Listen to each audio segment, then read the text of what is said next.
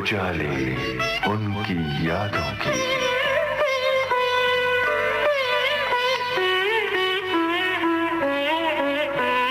उजाले उनकी यादों की।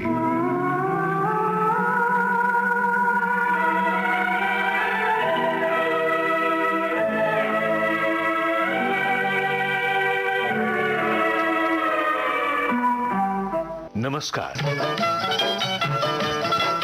दोस्तों, आज की इस खास पेशकश में हम आपकी मुलाकात करवा रहे हैं सिनेमा के सुनहरे दौर की उस महान अभिनेत्री से जिनका नाम अभिनय आकाश पर आकाशदीप की तरह टिमटिमा रहा है,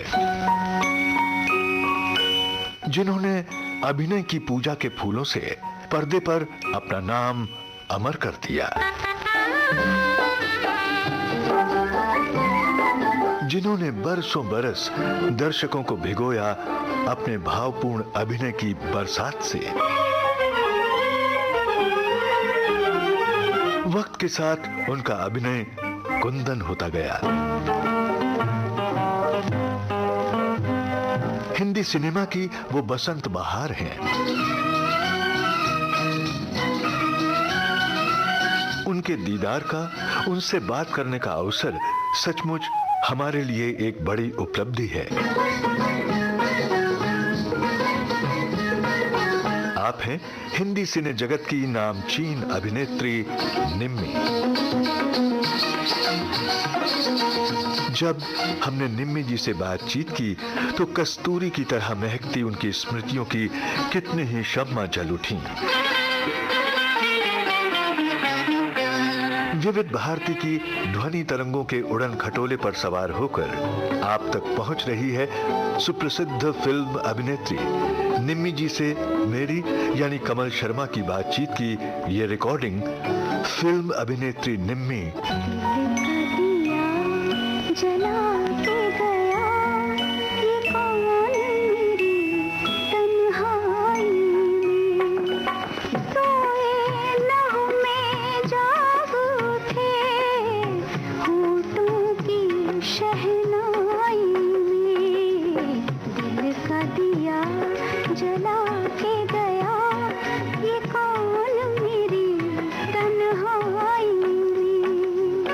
निम्मी जी, विविध भारती के इस कार्यक्रम में आपका बहुत बहुत स्वागत है। नमस्कार। नमस्कार। निम्मी जी, दिलीप साहब की बात की हमने, राज कपूर साहब की बात की, उस दौर के एक और बड़े ही जबरदस्त सितारे अशोक कुमार साहब के साथ में भी तो आपने काम किया। दादा मुनि, उनके साथ पहला मौका कब मिला आपको? मेरे महबूब में वो मेरे साथ हैं, पूजा के फूल में वो मेरे साथ हैं, और भाई भाई में भी है वो। और एक और फिल्म थी उसमें नंदा और धर्मेंद्र, मैं और दादा मुनि, अशोक कुमार। एक पूजा के फूल है जिसमें माला सिन्हा थी और धर्मेंद्र थे और उसमें अशोक कुमार था। उसमें तो आप पर एक गाना भी फिल्माया गया है। जी हाँ, मियाओ मियाओ मेरी सखी। जी हाँ। उसमें पर आपका किरदार जो वो ब्लाइंड है। दीदार में दिलीप कुमार साहब ने किया है ना ब्लाइंड का रोल, तब से मुझे बहुत शौक था कि मैं ब्लाइंड का रोल करूं। कुछ जब थोड़ा एक्टिंग समझ में आने लगती है ना, जी जी, एक्टिंग तो खैर समझी नहीं जाती, महसूस की जाती है। ब्लाइंड का रोल करने का मुझे शौक था। तो ये मद्रास वाले ये लोग मुझे हीरोइन के लिए लेने के लिए आए थे, और धर्मेंद्र जी की जो वाइफ का रोल है वो ब्लाइंड का है। तो मैंने उनसे कहा कि मैं ये हीरोइन का नहीं करूँगी, उनकी जो वाइफ का रोल है जो ब्लाइंड का है वो मैं करूँगी। ये आपने खुद चुना रोल? हाँ। फिर उन्होंने माला सिन्हा को लिया वो हीरोइन के लिए। तो वो धर्मेंद्र जी के साथ उनकी पहली फिल्म मेरे साथ वो थी। तो एक दिन मेरे जो हस्बैंड थे अली रजा साहब जी, बहुत बड़े राइटर थे। अंदाज उन्होंने लिखी, आन उन्होंने लिखी, मदर इंडिया उन्होंने लिखी, मदन मोहल्ला जी की भी कई फिल्में लिखी, मोहन सैगिल जी की भी लिखी। बाद में महबूब स्टूडियो छोड़ने के बाद शायद हम लोग बेड पर बैठे हुए थे और टीवी पर मेरा ये गाना आ रहा था, मियाओ मियाओ मेरी सखी का कहने लगे, आधा हुआ था गाना, अम्मा तुम तो बिल्कुल ब्लाइंड लग रही हो। तो मैंने कहा इसीलिए तो मैंने ये रोल किया है कि आपने जो ये जुमला कहा, मुझे ऐसा लगा कि जैसे मुझे सर्टिफिकेट मिल गया। जी हाँ, क्या बात। हारून का खजाना मिल गया। उन्हीं की बात कर रहे थे, अशोक कुमार साहब की बात कर रहे थे, बीच में रह गए। हकीकत तो ये है कि उनके बारे में अगर कुछ आप कहना चाहें, अल्फाज ही नहीं मिलते कि उनकी तारीफ किस तरह और क्यों कर की जाए। अब यूँ समझ लीजिए कि वो बॉम्बे टॉकीज के ज़माने से वो हीरो का रोल कर रहे थे और हमारे साथ भी वो हीरो थे। एक्टिंग करते ही नहीं थे वो, बिल्कुल एक्टिंग नहीं करते थे वो। किसी तरह का कभी कोई घमंड आपको लगा हो कि इन्होंने बहुत अपना दिखाया? इतनी खूबसूरती से सीन को इतनी खूबसूरती से निभाते थे वो कि उनको एक्टिंग की जरूरत नहीं पड़ती थी, कि उनकी तो जितनी भी तारीफ की जाए कम है। उनके साथ भी मुझे कभी ऐसा नहीं लगा कि ये बहुत बड़े आर्टिस्ट हैं। ये ज़रूर था कि बहुत बड़े आर्टिस्ट हैं और उनकी इज्जत की, उनके काम की बहुत इज्जत की, लेकिन नर्वसनेस या ये इन्फीरियर फीलिंग मेरे अंदर कभी नहीं आई। जब आन की शूटिंग चल रही थी तो एक तरफ अमीय चक्रवर्ती साहब जो हैं, उन्होंने दिलीप साहब से अपनी प्रॉब्लम कही और दिलीप साहब ने बताया कि भाई हीरोइन तो आपकी पलकों के नीचे है, आपकी नाक के नीचे है। हाँ। उस फिल्म के बारे में बताइए और अमीय चक्रवर्ती साहब के बारे में, क्योंकि उन्होंने बहुत अच्छा सिनेमा दिया है। हाँ, बहुत अच्छे डायरेक्टर थे वो। जी। मेरी जो फिल्म दाग है जी, वो उन्हीं की है। जी जी। डायरेक्टर कैसे थे वो? कैसे? बहुत अच्छे डायरेक्टर थे। एक तो उनका कमाल ये था कि वो कभी एक्टिंग करके नहीं बताते थे, ये नहीं समझाते थे कि ऐसे करो या ऐसे करो। सीन सुनाते थे वो, उसके बाद कहते थे अब जैसा तुमको नेचुरल लगे वैसा करो। और मैं कभी ये नहीं करती थी आप क्या देंगे, मैं क्या लूँगी, क्या वो। मैंने अम्या चक्रवर्ती जी के साथ ये बात की ही नहीं मैंने। कहानी कैसे आप चूज करते थे कि जैसे रोल आपको बताया गया या किसी ने कहा कि साहब हम आपको फिल्म में लेना चाहते हैं, तो आप कहानी सुनती थी उसकी? हाँ, कहानी तो सुनना पड़ती थी। कहानी सुने बगैर, जैसे अब आपने काम शुरू किया, एक कोई सीन आया इमोशनल, आगे चल के उससे भी ज़्यादा इमोशनल है, तो अब सारा इमोशन इसमें ही आपने जाहिर कर दिया। उस हिसाब से मतलब कहानी सुनना बहुत ज़रूरी होती थी, मगर आउटलाइन कहानी की। और चक्रवर्ती साहब ने भी मुझे ऐसे कुछ डिटेल में कहानी नहीं सुनाई, ऐसे मतलब एक आउटलाइन सुनाई। ये गाना सुनते हैं। जी हैया हो, हैया रे हैया, हैया हो, हैया रे हैया, हैया हो, हैया रे हैया, हैया हो। मोरे सैया जी, मोरे सैया जी, उतरेंगे पार हो नदिया धीरे बहो। मोरे सैया जी, मोरे सैया जी, उतरेंगे पार हो नदिया धीरे बहो। धीरे बहो, धीरे धीरे, धीरे बहो नदिया, हैया हो, हैया रे हैया, हैया हो।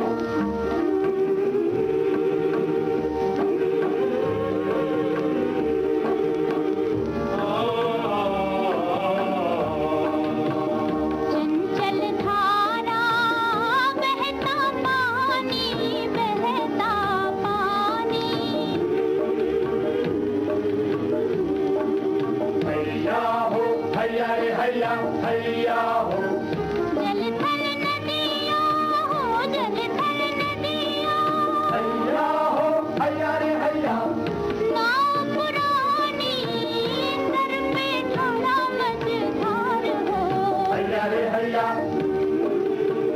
सर पे ठाड़ा मझधार हो नदिया धीरे बहो। मोरे सैया जी, मोरे सैया जी, उतरेंगे पार हो नदिया धीरे बहो।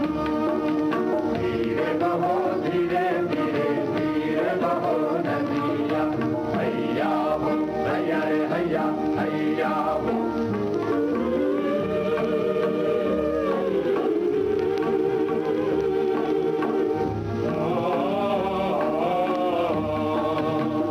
हाल चलैया दुनिया माने, दुनिया माने।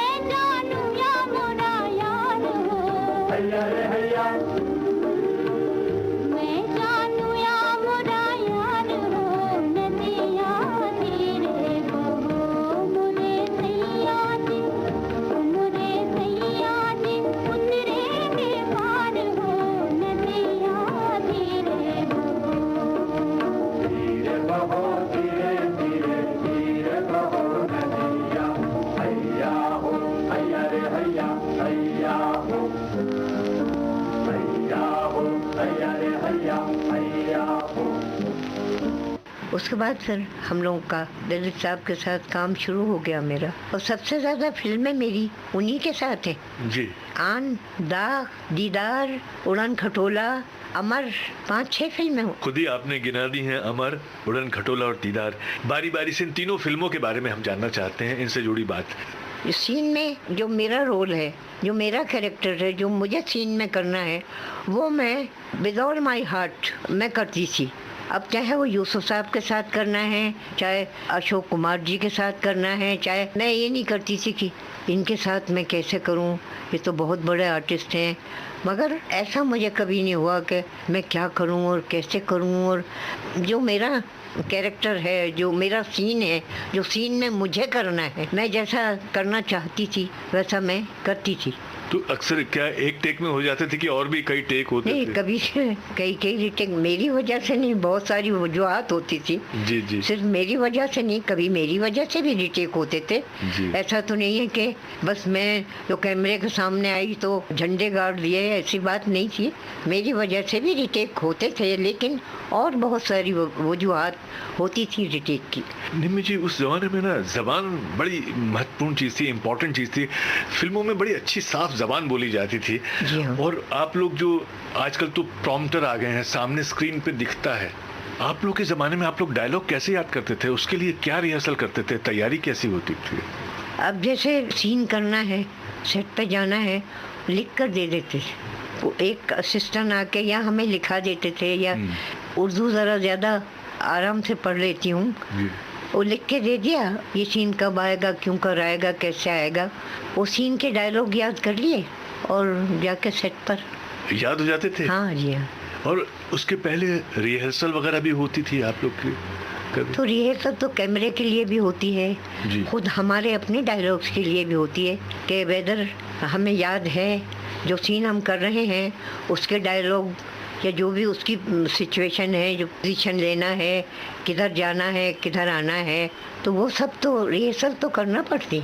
ये गाना सुनते हैं। जी प्रीति कैसी बोल रे दुनिया, प्रीति कैसी बोल दुनिया, बोल रे दुनिया बोल में मन का हीरा रोवे, कोई न पूछे मोल दुनिया, बोल रे दुनिया बोल।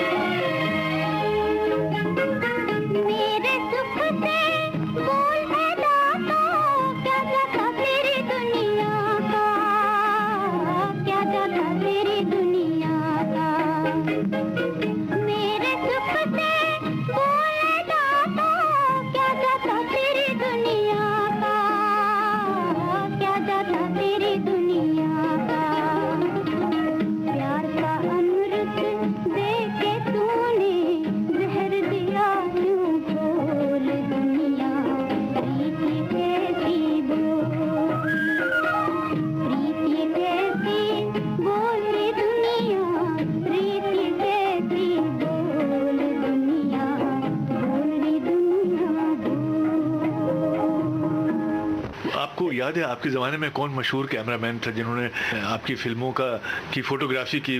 उस ज़माने के कौन से मशहूर कैमरामैन थे? देखिए, बरसात में तो जाल मिस्त्री, जी जो उस वक्त के बेस्ट कैमरामैन में शुमार होते थे वो। जी।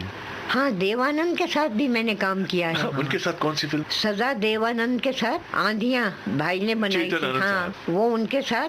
एक फिल्म आपने ख्वाजा अहमद अब्बास साहब की भी की है, चार दिल चार राहें। ख्वाजा अहमद अब्बास साहब की फिल्म। हाँ हाँ हाँ। क्योंकि देव साहब का जिक्र आया है, जिसमें सजा में तो बड़ा मशहूर अच्छा गाना भी है जो जी आप हाँ, पर फिल्माया जी गया हाँ, कि जी तुम हाँ। न जाने हाँ। किस जहां में खो गए। देव साहब के बारे में जानने की इच्छा है, क्योंकि उनका अलग स्टाइल था, बड़े पॉपुलर एक तो हीरो हुआ करते थे। आर्टिस्ट तो वो अच्छे थे ही, इसमें तो कोई शक ही नहीं है। और बिल्कुल अलग उनका एक अपना अंदाज था एक्टिंग का। बात करते थे आप लोग के साथ में वहाँ? बहुत अच्छी तरह। और वो कभी सेट पर नहीं बैठते थे, शॉट किया और वो अपने मेकअप रूम में चले जाते थे।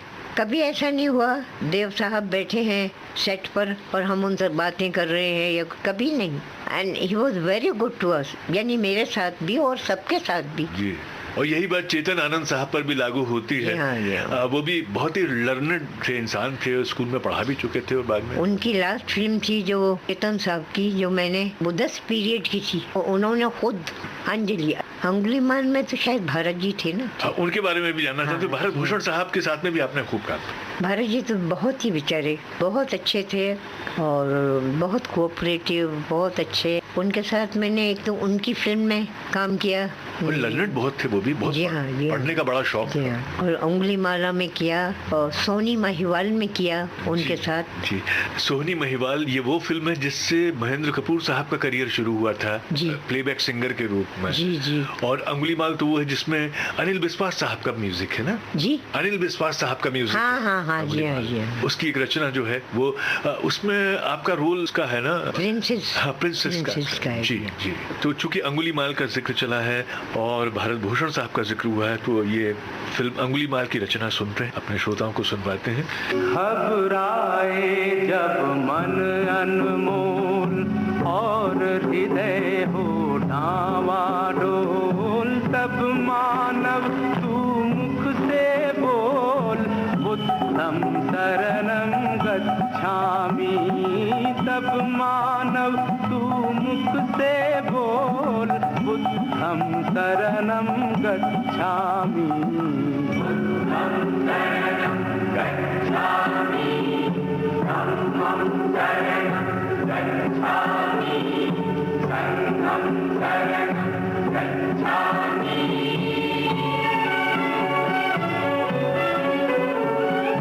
जब अशांति का राग उठे, लाल लहू का भाग उठे, हिंसा की वो आग उठे, मानव में पशु जाग उठे। ऊपर से मुस्काते नर, भीतर जहर रहे हों घोल। तब मानव तू मुख से बोल, बुद्धं शरणं गच्छामि। तब मानव तू मुख से बोल, बुद्धं शरणं गच्छामि। बुद्धं शरणं गच्छामि, धम्मं शरणं गच्छामि, बुद्धं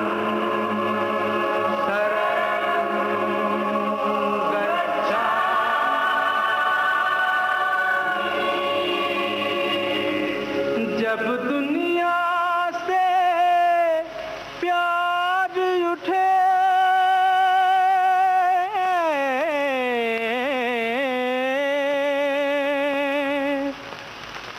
जब दुनिया से प्यार उठे, नफरत की दीवार उठे, माँ की ममता पर जिस दिन बेटे की तलवार उठे,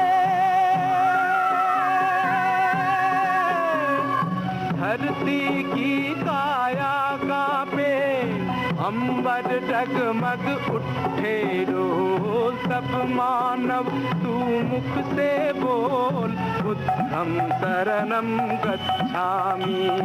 सब मानव तू मुख से बोल, बुद्धं शरणं गच्छामि। बुद्धं शरणं गच्छामि, धम्मं शरणं गच्छामि, संघं शरणं गच्छामि।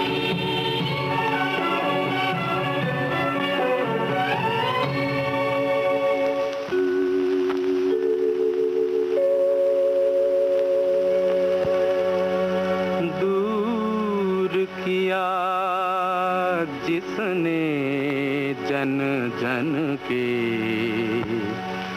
व्याकुल मन का अंधियारा, जिसकी एक किरण को छूकर चमक उठाए जग सारा।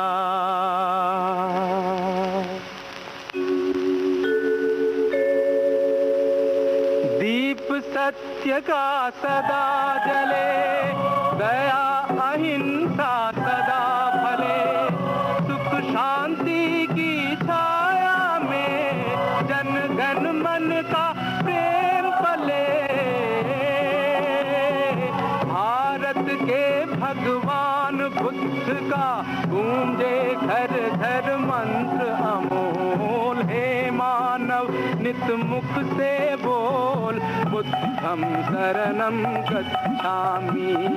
हे मानव नित मुख से बोल, बुद्धं शरणं गच्छामि। बुद्धं शरणं गच्छामि, धम्मं शरणं गच्छामि, संघं शरणं गच्छामि।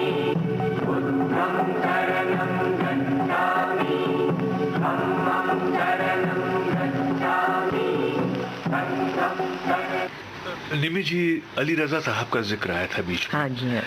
और महबूब साहब पर अभी मुझे थोड़ी सी बात और जी करनी, हाँ। क्योंकि उनकी एक आखिरी फिल्म लव एंड गॉड जो थी, जी हाँ, जी हाँ। जो पूरी, उसमें आपका महत्वपूर्ण रोल भी था, किसी वजह से वो रुक गई थी। लेकिन यहाँ पर अभी हम अली रजा साहब की बात करते हैं। अली रजा साहब आपकी जिंदगी में कैसे है? दरअसल मैं तो जब स्टार भी नहीं थी, निम्मी भी नहीं बनी थी, तो अली रजा साहब तो महबूब साहब के यहाँ अंदाज लिख ही रहे थे।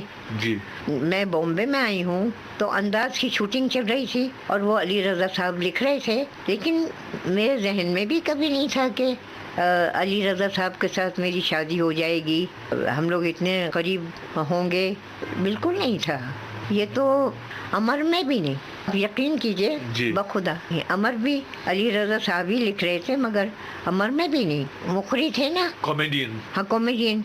अली रजा साहब की उनकी ज़रा काफ़ी दोस्ती थी। मैं भाई भाई की शूटिंग के लिए ट्रेन से आ रही थी, दादा मनी भी, अशोक साहब भी और किशोर भी, दोनों उसी ट्रेन से, हम लोग सब ट्रेन से मद्रास आ रहे थे शूटिंग करने के लिए। तो मुखरी भाई मुझे सी ऑफ करने के लिए आए, वो उनके बच्चे, उनकी बीवी, तो वो मुझसे कहने लगे कि मुझे बेबी कहते थे वो प्यार से, बेबी अली रजा भी आ सकते हैं आपको सी ऑफ करने के लिए। क्यों मुखरी भाई? नहीं नहीं, वो बाहर हैं, स्टेशन के बाहर हैं। मैंने कहा भी यहाँ तक हैं तो उनको बुला लीजिए। तो वो उनको बुलाकर ले आए, आ गए। उसके बाद फिर ट्रेन चलना शुरू हुई, ये लोग चले गए। तो उन्होंने मुझे एक लेटर राइट किसी पेपर में लिपटा हुआ था, ये प्रेजेंट है, और उस प्रेजेंट में जो मैंने खोल के देखा, जब ट्रेन आगे काफ़ी दूर तक चली गई, मैंने खोल के देखा तो उसमें एक लिफाफा भी था और उसमें एक लेटर भी था। उसमें अली रजा साहब ने कुछ अपनी लाइकिंग के बारे में, मैं आपको लाइक करता हूँ, कुछ इस तरह नहीं, मतलब जी। बहुत खूबसूरती के साथ कुछ, और डांस तो मुझे आता नहीं है, और भाई भाई मैं I am a street dancer. हाँ, यानी वो टॉपिक लेकर उन्होंने मुझे लेटर लिखा था। हालांकि ये डांसर का पहला आपका रोल है, मगर मुझे यकीन है कि आप one of the best dancer की तरह आप इसको निभाएंगी और बहुत अच्छा, बहुत मेरी तारीफें और ये वो, मुमकिन हो सके तो इसका जवाब दीजिएगा। हाँ हाँ हाँ जी हाँ, मकसद यही था।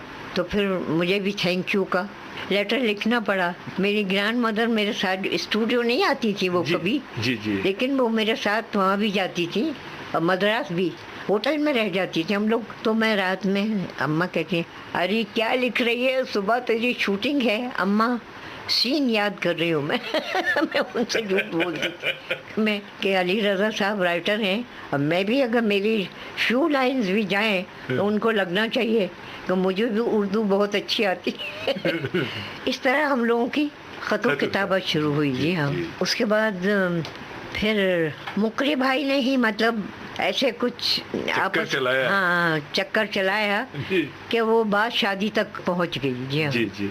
फिर दोनों परिवारों की मर्जी से फिर वो शादी। जी हाँ। अच्छा, और मुझे ये कभी नहीं हुआ जिसके पास बहुत बड़ी गाड़ी हो और कोई बहुत बड़ा हीरो हो या कोई बहुत बड़ा प्रोड्यूसर डायरेक्टर हो, उसी के साथ मेरी शादी होना। एक अच्छा इंसान जो मतलब लर्नित हो, तहजीब व तमद्दुन में बहुत अच्छा हो, अच्छे ख़ानदान का हो, ये हर लड़की का सपना हाँ होता है, ख्वाब जी होता हाँ है। जी हाँ जी हाँ और वो उस पर खरे भी उतरे। हाँ जी हाँ, इसमें शक नहीं। तो उन्होंने जिस डांस के बारे में कहा था, वो सीन मैंने देखा है भाई भाई का। हाँ। एक तो किशोर कुमार जी हाँ। वैसे ही वो हरफन मौला, हाँ, ऊपर से उसमें वो अशोक कुमार साहब जितने गंभीर हैं, किशोर साहब तो कहते हैं कि वो जहाँ रहते थे वो एक खिलंदरपन सा भी था उनमें। जी हाँ, जी तो हाँ, जी हाँ। किशोर दा के साथ, चूंकि वो एक्टर भी थे, सिंगर भी थे, वो लिखते भी थे और संगीत भी दिया उन्होंने। तो मैं तो बहुत सोच रही थी कि पता है लोगों ने ज़रा कुछ ज़्यादा ही उनके बारे में कुछ सीन कंसीव कर लिए थे। वो तो उछल के वहाँ बैठ जाते हैं और वो तो फुदक के वहाँ चले जाते हैं। वो तो ये हम लोगों ने काम करना शुरू किया, ही वॉज वेरी सीरियस काम के मामले में, बहुत सीरियस थे। और भाई भाई में मेरा उनका बहुत अच्छा है। अभी आपने जिक्र किया कि ट्रेन से आप जा रही थी, किशोर दा ट्रेन से, अशोक कुमार जी ट्रेन से मद्रास आप लोग जा रहे थे। तो उन दिनों हवाई यात्राएं नहीं होती थी, हवाई जहाज से जाना नहीं होता था। नहीं जाते थे, हवाई जहाज से नहीं जाते थे। लेकिन ऐसा गुरेज नहीं था। ऐसा नहीं था कि हवाई जहाज से ही जाएंगे। ट्रेन में क्या होता था, ज़रा रिलैक्सेशन ऐसा होता था जी। तो कभी ट्रेन से जाते थे, लेकिन वक्त ज़रा कमी होती थी। यहाँ भी शूटिंग है, फिर वापस आके शूटिंग करना है, प्लेन से भी जाते थे और प्लेन से ही वापस आते थे। मद्रास के स्टूडियोज में बहुत जी हाँ, AVM जी भाई AVM ने बनाई थी। और मेरा ख्याल है पूजा के फूल भी AVM ने ही बनाई जी। थी। ये दोनों में ही मदन मोहन साहब का संगीत था। जी बहुत अच्छा म्यूजिक किया उन्होंने। जी। मेरा बालम बेदर्दी, मेरा बालम बेदर्दी, कदर जाने ना हो, कदर जाने ना, मोरा बालम बेदर्दी दे, मोरा बालम बेदर्दी, कदर जाने ना हो, कदर जाने ना, मोरा बालम बेदर्दी दे, मोरा बालम बेदर्दी, कदर जाने ना हो, कदर जाने ना।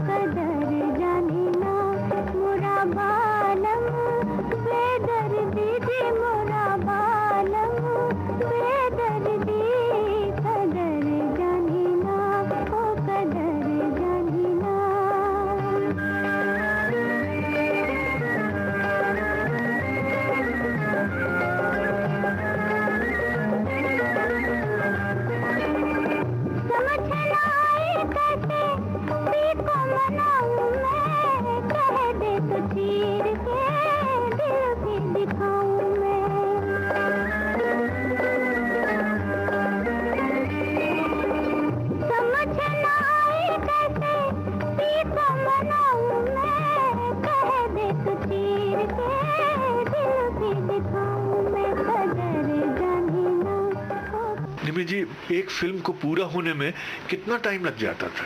लगातार शूटिंग चलती थी या बीच में रुकी भी रहती? नहीं, उस ज़माने में ये मेरे आने के बाद तो मुख्तलिफ फिल्मों में काम करते थे ना। एक फिल्म में तो काम होता नहीं था। कुछ डेट्स इनको दी हैं, कुछ उनको दी हैं। अगर क्लैश हो रहा है तो किसी के दिन में शूटिंग कर दी, किसी की रात में। इस तरह से मतलब शूटिंग करते थे। 15 दिन भी, 10 दिन भी, 5 दिन भी, ऐसा होता था। आना जाना कैसे? आपकी खुद की गाड़ी होती थी या वो भिजवाते थे? गाड़ी हमारी। आपने पहली गाड़ी कब खरीदी? कौन सी फिल्म के बाद? बरसात में काम कर रही थी ना। जी जी। तो मैं जब शूटिंग पैकअप करके जाती थी, और उस जमाने में हमको चर्च गेट में एक बिल्डिंग है, वहाँ पर एक फ्लैट मिल गया था। जब मैं वहाँ से गुजरती थी तो एक ग्रीन कलर की कैडिलैक मुझे शोरूम में नजर आती थी। तो मैं ड्राइवर को बोलती थी 1 मिनट रोको, उस गाड़ी को मैं देखती थी। अच्छा। फिर कहती थी अच्छा चलो। लेकिन जिस दिन मुझे राज जी ने 7,000 रुपया दिया तो मैं सीधी वहाँ पहुँची और शोरूम के जो भी मालिक थे उनको मैंने कहा ये कैडिलक मुझे चाहिए। उनको ये पता था कि ये आप इतनी बड़ी कलाकार हैं? बड़ी तो कहाँ थी मैं थी मतलब जी। अख्तर बाजी, सरदार अख्तर जो महबूब साहब की बीवी थी, उनकी ये जो शोरूम के जो मालिक थे, उनकी वो भी फिल्म एक्ट्रेस थी कोई कलकत्ता की। तो इन लोगों की फ्रेंडशिप थी, इसलिए वो मुझे जानते थे। मैंने कहा उनसे ये गाड़ी चाहिए मुझको। उन्होंने मुझे कीमत तो बताई नहीं। तो उन्होंने कहा अच्छा हाँ। इत्मीनान से उनके हाथ पर 7,000 रुपया रखा और कहा गाड़ी। उन्होंने मिसेस महबूब को फोन किया। वो जो लड़की आपके यहाँ मिली थी मेरी बीवी को, तो वो कैडिलक लेने आई है, मगर उसके पास सिर्फ 7,000 रुपये। उसमें कहाँ कैडिलक आने वाली है। सेकंड हैंड थी, एकदम न्यू नहीं थी, मगर बहुत सेकंड हैंड नहीं थी। बहुत खूबसूरत गाड़ी ग्रीन कलर की थी। तो उन्होंने कहा कि आप दे दीजिए, इसको एडवांस समझ लीजिए, बाकी बाद में हिसाब किताब कर लेंगे। इसका दिल मत तोड़िए। तो मैं आन में भी काम करने वाली थी ना, ये तय हो गया था कि मैं आन में भी काम करने वाली हूँ। तो उन्होंने 7,000 लेके और वो गाड़ी मुझे दे दी। अपना ड्राइवर भी दे दिया। वो गाड़ी में अख्तर बाजी के पास कहा ये गाड़ी मैंने खरीदी है। कितना पैसा हो गया? 7,000। फिर उन्होंने कुछ और ज्यादा मुझसे कहा होगा तो मैंने दिए होंगे, और उनको भी कुछ जो देना होगा वो उन्होंने दिया होगा। बहुत अच्छी गाड़ी थी। ये गाना सुनते हैं। ये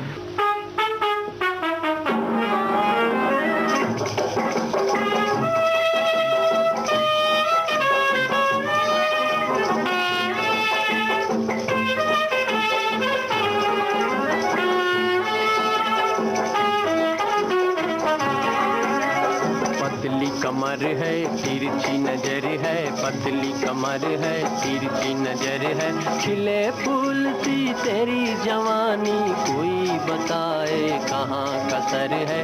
पतली कमर है तिरछी नजर है।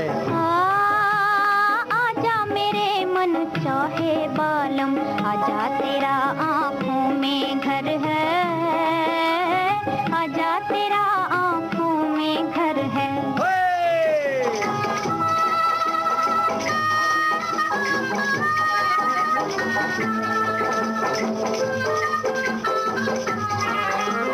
मैं चंचल मदमस्त पवन हूँ,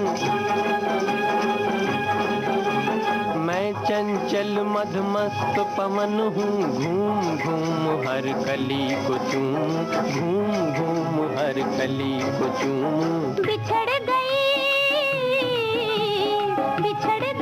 मैं घायल हिरनी, तुमको ढूंढूं बन बन घूमूं। मेरी जिंदगी मस्त सफर है, मेरी जिंदगी मस्त सफर है। पतली कमर है तिरछी नजर है। आजा मेरे मन चाहे बालम, आजा तेरा आँखों में घर है। आजा तेरा आँखों में घर है।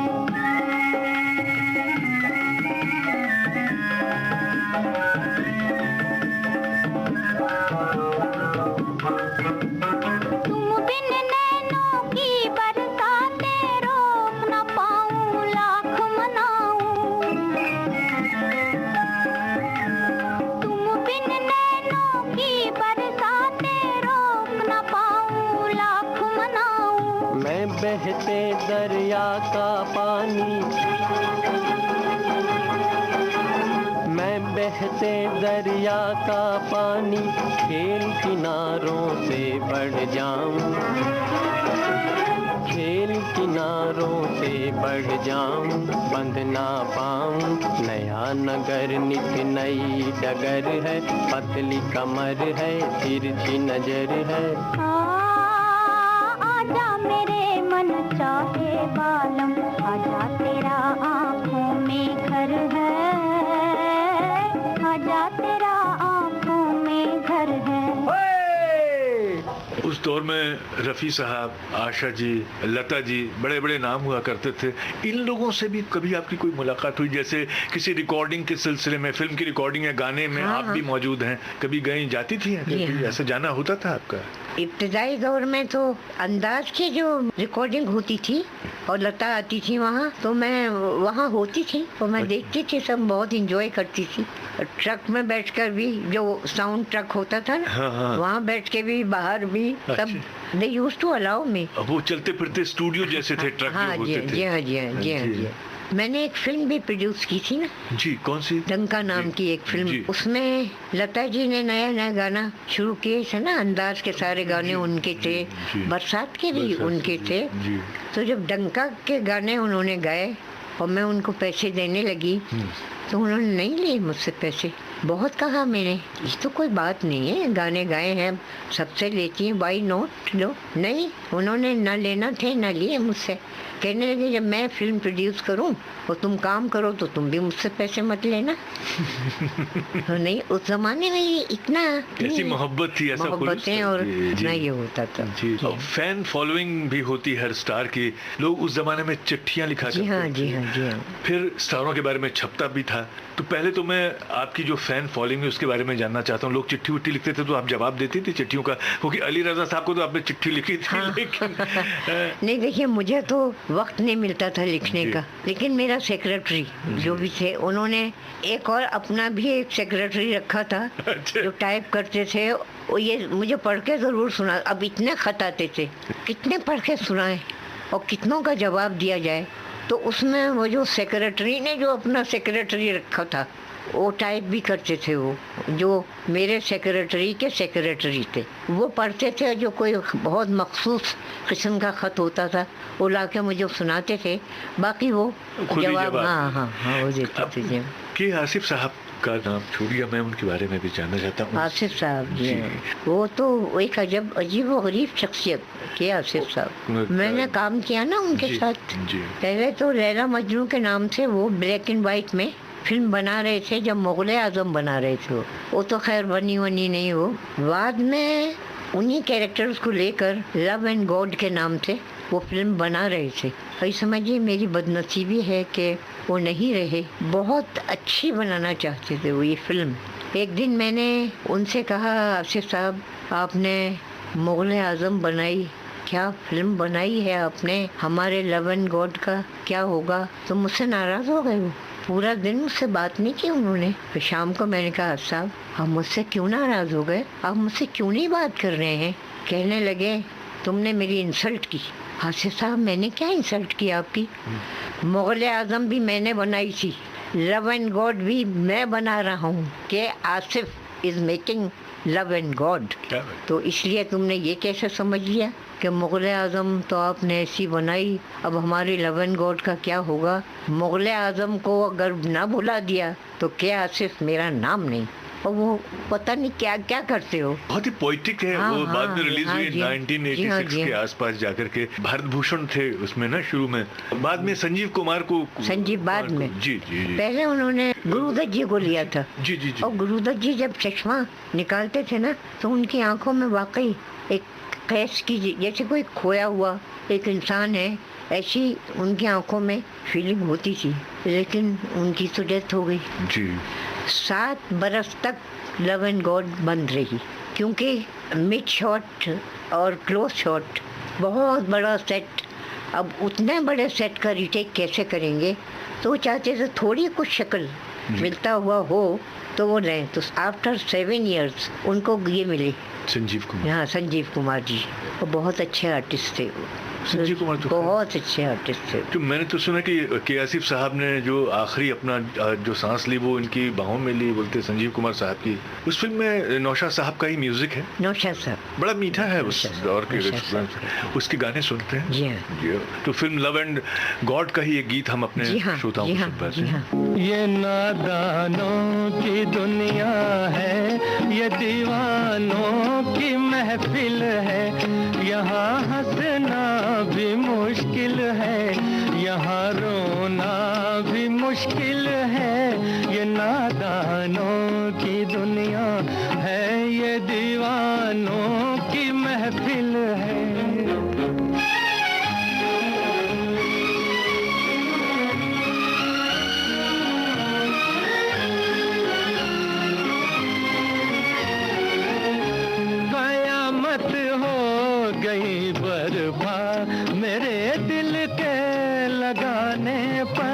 ज़माना मुझ पे हंसता है, मैं हंसता हूँ ज़माने पर।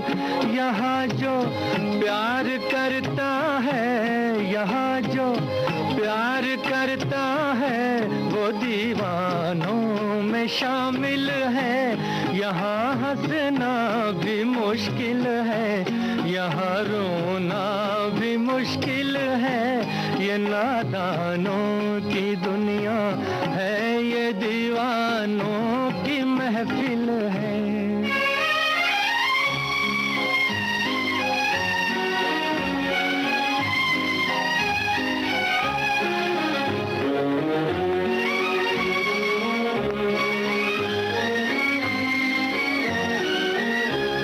मोहब्बत की न हो जिसने, मोहब्बत को वो क्या जाने। न हो दिल जिसके सीने में, वो कैसे गम को पहचाने। दिखाऊं किसको ज़ख्म दिल, दिखाऊं किसको ज़ख्म दिल। यहाँ जो है वो कातिल है, यहाँ हंसना भी मुश्किल है, यहाँ रोना भी मुश्किल है। ये नादानों की दुनिया है, ये दीवानों की महफिल है। निमि जी, आज के दौर की फिल्में देखती हैं आप? कैसी लगती हैं आपको फिल्में आज के दौर की? देखिए, आज की फिल्मों में और हमारे ज़माने की फिल्मों में इतना ही फ़र्क है। उस ज़माने की फिल्मों में एक कहानी होती थी, कुछ इमोशनल सीन होते थे, कुछ सेंटिमेंटल सीन होते थे, प्यारे प्यारे से 4-6 गाने होते थे। तो उस ज़माने की फिल्में एक कहानी होती थी, इस तरह बनती थी फिल्में। अब ज़रा वायलेंस का ज़्यादा मैंने दबंग देखी थी। हालांकि वो लोग भी कितनी मेहनत करते हैं, सीन देते हैं, कितनी डिफ़िकल्ट काम करते हैं, लेकिन अब की फिल्मों में और उन फिल्मों में बहुत फ़र्क है। ये गाना सुनते हैं। जी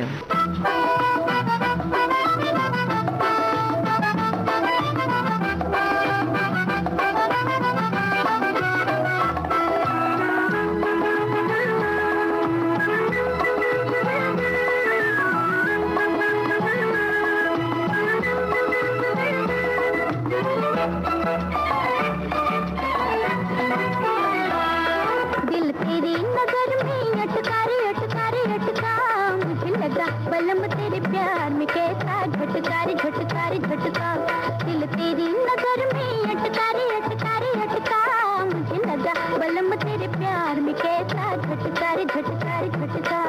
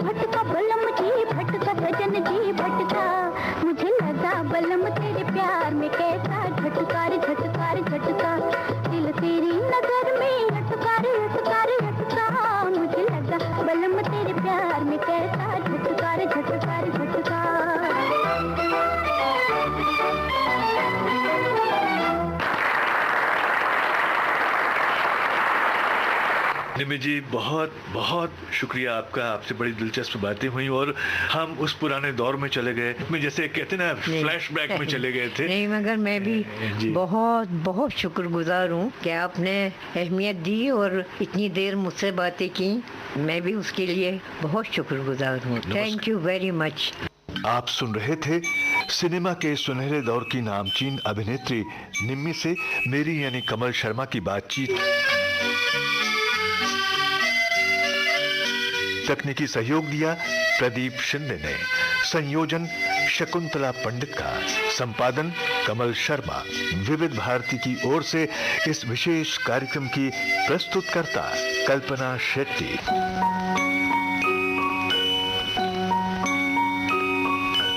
आज पिटारा लाया था उजाले उनकी यादों के।